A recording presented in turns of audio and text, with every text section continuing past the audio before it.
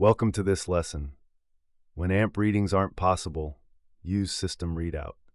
In this video, you'll learn what to do when you can't safely clamp a conductor and how to use your inverter or monitoring app as an alternative measurement source. Sometimes getting a clean amp reading just isn't possible. The electrical panel might be locked, the equipment sealed, or the conductors bundled so tightly there's no safe clamping point. DC-coupled battery systems are another challenge. The clamp reading can be artificially high or low depending on what the battery is doing at that moment. And on multi-inverter systems, a single clamp point may only capture part of the total production. The core principle here is simple.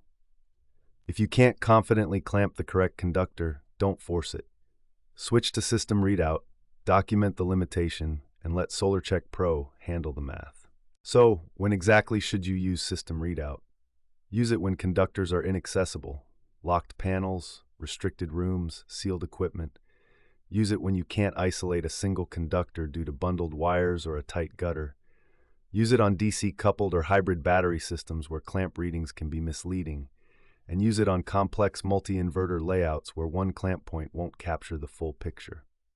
One important warning on battery systems.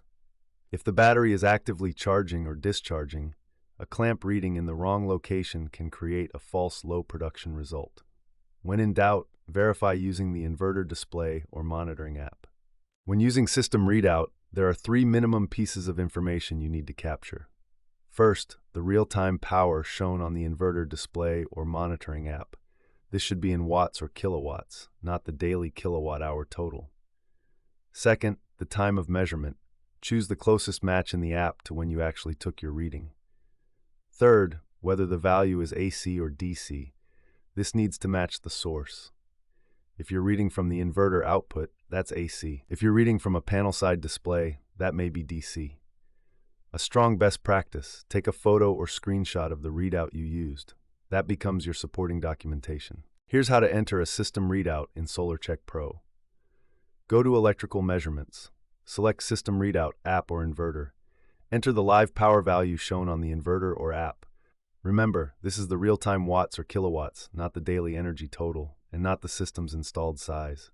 Select W or kW to match the unit shown, and choose AC or DC to match the source. Select the time of measurement, then continue the inspection and run your calculations on-site whenever possible. Let's cover the most common mistakes inspectors make with System Readout. The biggest one is entering the wrong value type, entering daily energy in kilowatt hours instead of live power in watts or kilowatts.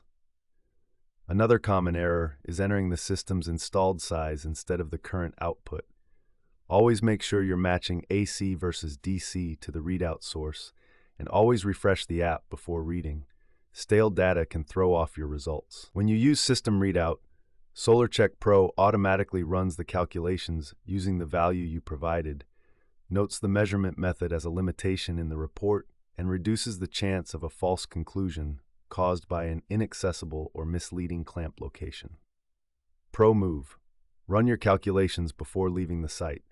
If the score looks off, verify your inputs and retake a reading while conditions are still favorable. Let's recap the key takeaways. When you can't safely clamp, use System Readout. Don't skip the measurement. Enter live power in watts or kilowatts, not daily energy and not system size. Match AC or DC to the source of your readout. Document with a photo or screenshot for report support, and run calculations on site whenever possible. That wraps up this lesson. Coming up next, we'll look at how to work offline using SolarCheck Pro's field mode when you don't have cell service on site. Let's go.